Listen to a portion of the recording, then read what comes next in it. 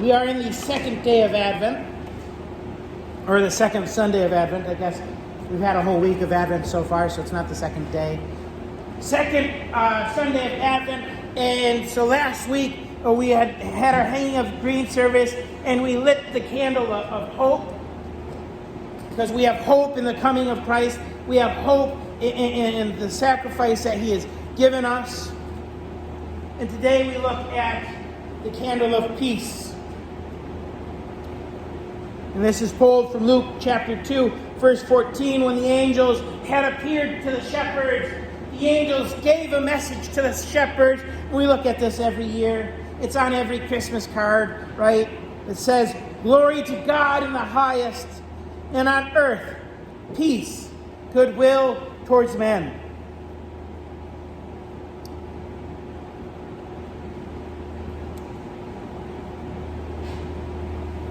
I struggle with that one, because we look at our world today and we wonder where the peace is, right?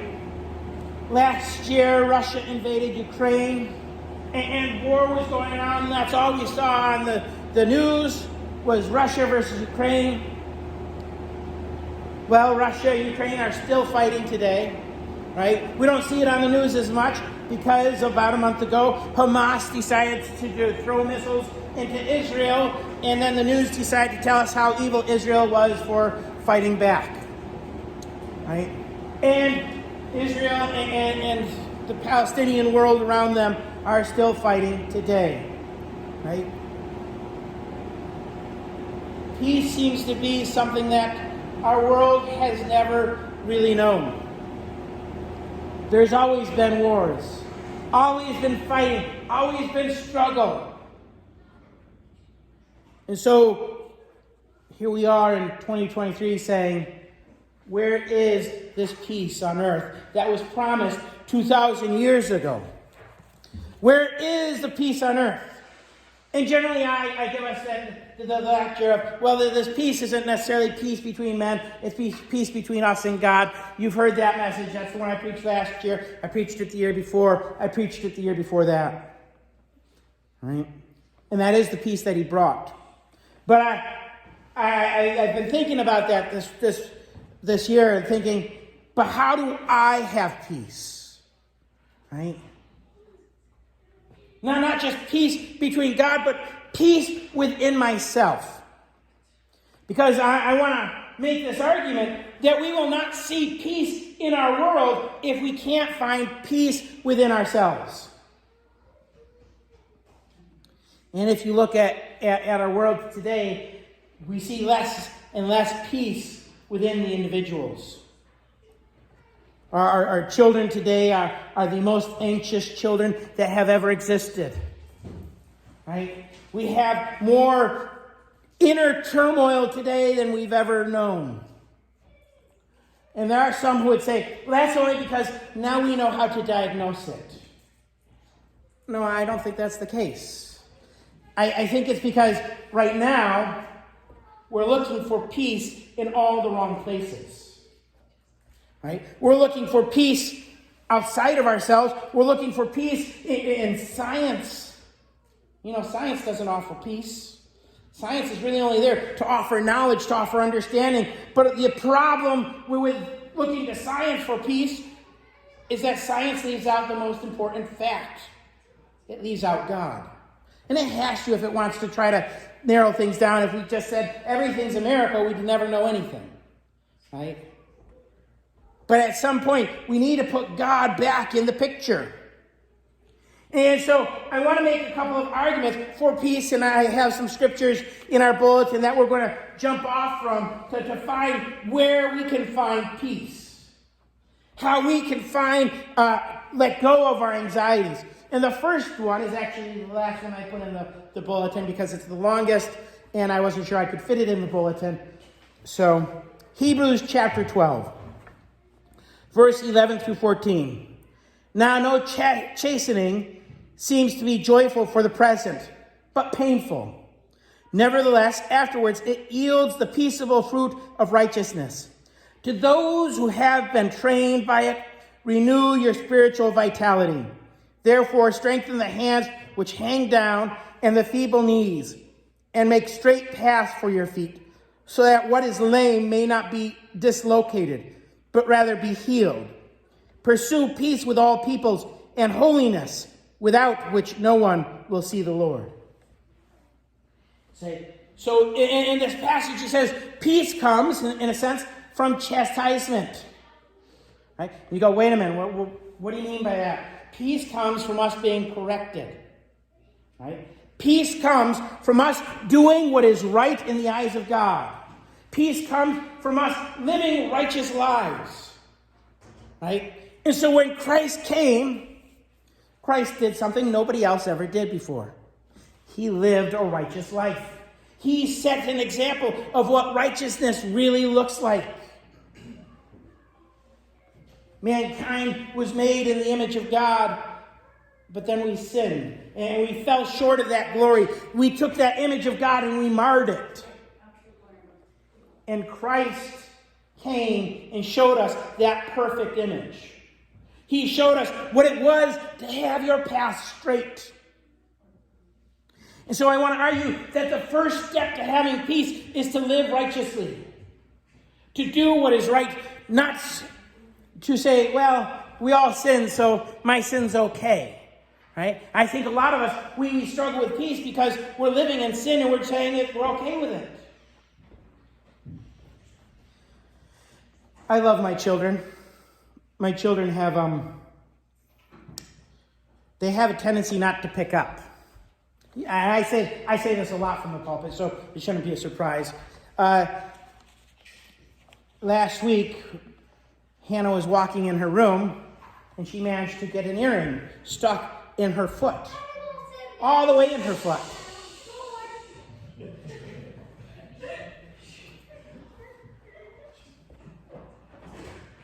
Had they cleaned their room like they were supposed to have a couple weeks ago, she would have seen the earring. The pain that she went through, the pain in her foot, would not have been a problem had she been living the way she was told to live. I want to argue that you and I, we step on many earrings in our lives because our life is not cleaned up. Because we have not allowed righteousness to settle in. But instead, we became okay with the mess around us. We've become okay with the sin that clutters our lives. So the first step is to live righteously, to clean things up. Of course, you can't do that without Christ. The second step, found in Isaiah 26:3. He says, "You will keep him in perfect peace, whose mind is stayed on you, because he trusts in you." Right? The first step is to get rid of the sin in our lives. Second step is to keep our eyes focused on Christ. Right? To keep our eyes focused on him. Well, what does that mean? Well, there's a question going around. My students have asked me this, and apparently this is a TikTok craze, right? Where they go around asking men, how often a day do you think of ancient Rome? Right? And so they asked this question, how often do you think of ancient Rome? And my students asked me this, and I looked at it and I said, actually, I think about it almost every day. And they looked at me and go, really? You think about ancient Rome every day? Well, yeah, I kind of do, because it turns out that that's when Jesus Christ was walking this earth, right? And so I think, but that's the wrong question. The actual question is, how often in the day do you think about Jesus? Right? We get so busy with everything going here and there and doing this and that we often forget to look to Jesus. That we're so tired, we're so exhausted, that we forget that we need to keep our eyes focused on him. Right? He keeps him in perfect peace, whose mind is stayed on you.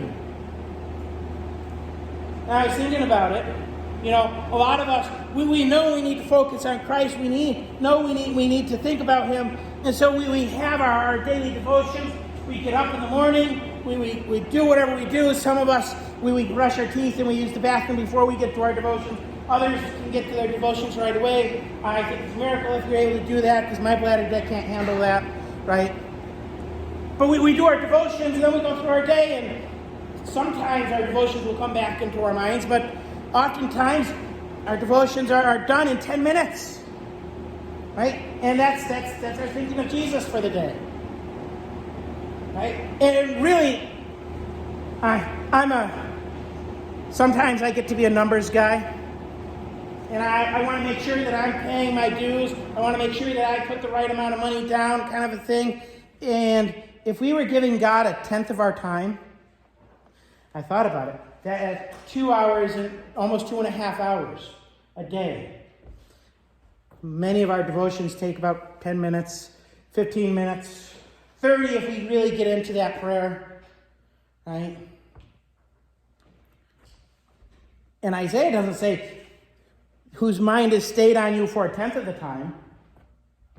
No, it's always on you, right? When he is our focus all the time, right? I want to argue that we lack peace, because we're not living righteous lives, because we've allowed sin to be okay and to clutter up their things, but we also lack peace because we don't look to Jesus enough. We don't keep our eyes fixed on him. We look at everything around us, right? We look at, use myself as the example. 2 weeks ago, I got into a car accident, right? I was looking at the road and thinking, God, I hope there's no ice on the road right now, and a deer jumped in front of me, right? The deer hit the... And so I've been thinking a lot on the car and the accident, and thinking about, Christmas is coming up, and we haven't bought the Christmas gifts for the children yet, except for Daniel. We have his gift done because it was an idea that we had, and it cost too much anyway, right? And we still have Christmas gifts to buy for the family members and this stuff, and that's on our mind. And then my students were writing their short stories, and I have that on my mind, and I have all these other things on my mind. And are those things important? Yeah, they're important. But I'm not. They take my focus away from the most important thing, right? We should be looking for a way to see God through all of that. And one of the things that I've seen with that car accident was, you know what? God was giving me a lesson there. He was saying, you were worried about this ice thing. If I want to hit your car, I'm going to hit your car, whether it's ice or a deer or some other way, right? Don't worry about the ice. I've got you, right? Our eyes are supposed to be focused on him instead of the world around us. Our eyes are supposed to be focused on him. We're supposed to live righteously. We're supposed to be focused on him. Psalm 119 says, great peace have those who love you and love your law, and nothing causes them to stumble. Not only is it about living righteously, but it's about loving righteousness, right? Being focused on him, living righteously, and loving righteousness, right? Loving his law, wanting to understand it, wanting to know it, wanting to teach it, wanting to see others do it. So we need to keep our eyes focused on him, and we need to love him, right? You go, I do love him. Well, how do you show your love for him? And that's the next question. How do you show your love for God? Right? My children, they love me. And my daughters periodically will give me feet rubs, because they know Dad's feet hurt. And so I love him, and so I want to do something for him. And yes, my wife goes, that's the grossest thing in the world, right? But it's a way they show their love for me. They try to take care of me, right? And I love them. And so periodically when they go to bed at night, I take their dirty dishes from the living room and put them in the kitchen where they belong, without saying, hey guys, why don't you pick up after yourself? Periodically I pick up for them, right? If we love God, we're going to do things to please him that we know please him. We're going to take care of our brothers and our sisters. We're going to take care of those in need. We're going to live righteously. That one keeps coming back up. We're going to keep our eyes focused on him. You know, one of those things, I can tell you how much I think about my wife every day, all the time. I go to work, she's on my mind the whole time I'm talking with these kids. And they go, Mr. Bush, why wouldn't you do that? Well, because my wife wouldn't be happy with that. Yeah, but it's not wrong. I said, I don't care. My wife wouldn't be happy with that. Right? It's on my mind all the time. What will make Sarah happy? Because I love her. Well, we're supposed to have that same kind of love for God. What will make God happy? Right?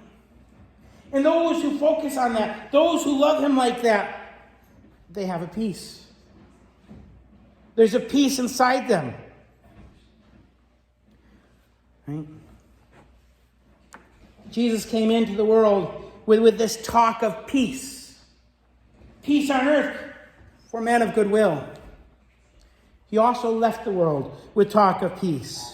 John 14:27, he says, "Peace I leave with you. My peace I give to you. Not as the world gives you, do I give it to you. Let not your heart be troubled, neither let it be afraid." Right? So we have peace by living righteously, by focusing on him, by loving him. And that peace that we have allows us to live in such a way where we are not troubled, where we are not afraid. Whatever comes may come. When I was growing up, I had the privilege of meeting some great people. One of them, his name was Joe. Joe was an older man, and when I say older, he was probably in his 50s, but when you're a teenager, 40 is old. So I don't know how old Joe actually was, but Joe had cancer, right? And when you talk with Joe, you say, "Joe, how are you doing?" Joe was a tenor in the choir, so he and I had gotten to know each other that way. And he said, "I'm doing just fine." And he said that all the way up until he died. "I'm doing just fine." And he could say it with a smile. He could say it with peace. Because he loved the Lord. Because he had his eyes focused on God. He was not troubled by his situation. He was not afraid of the outcome. And then there was Pastor Elliot. Pastor Elliot was an intern minister for us for a while. And then when his internship was over, he continued to worship with us growing up. And Pastor Elliot also had cancer and passed away from it. But when you ask Pastor Elliot, "How are you doing?" he would say, "God is good." Right? Because he knew that God was good. He was not afraid. He was not troubled by his situations. And that's what God tells us, is the peace he gives us frees us from that fear, frees us from that trouble. Because whatever is going to happen will be okay. Because all things work together for good to those that love him. Later on that same night, John 14 and John 16 are both found in the upper room. The night when Jesus was arrested. Jesus says this to the disciples: "These things I have spoken to you, that in me you may have peace. In the world you will have tribulations, but be of good cheer. I have overcome the world." Right? Jesus has always told us that we would have troubles. You know, that hardships were going to come. In fact, he said, "Guess what? If you love me and you do what I've called you to do, the world's going to hate you." I go, hate? That's a strong word. Hate you. Yes. Because it first hated me. That's what Jesus said. Right? And so we have to go into the world expecting trouble, expecting difficulties, knowing that the storms of life are going to come.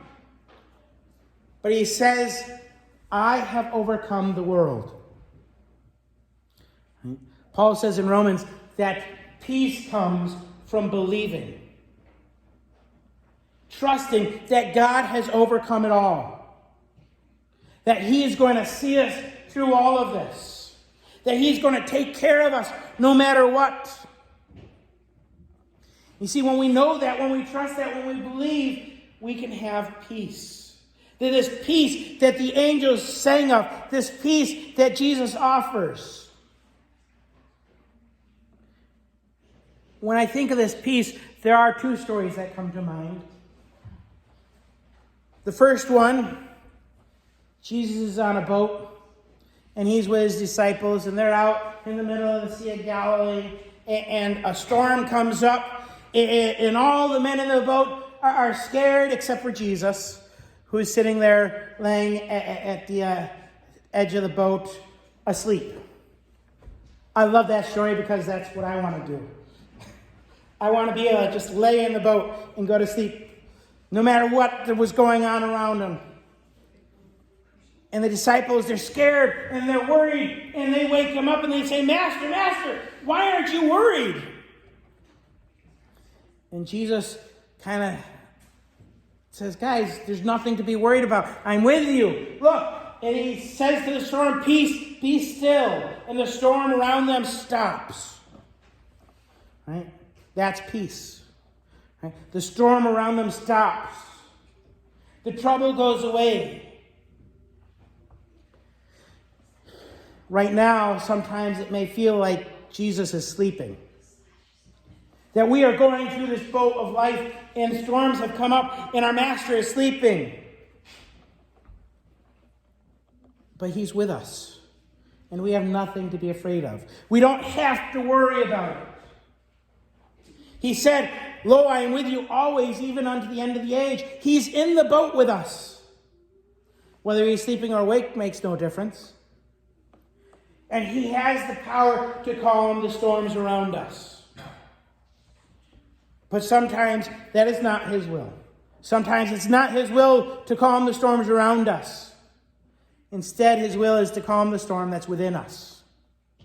Which makes me think of another story where Jesus' disciples were out on a boat. There's a lot of times when Jesus' disciples were on a boat. I like boats, so that's great. They were out on the boat, and the storms came up. This time, they didn't see Jesus with them. He wasn't in the boat, per se.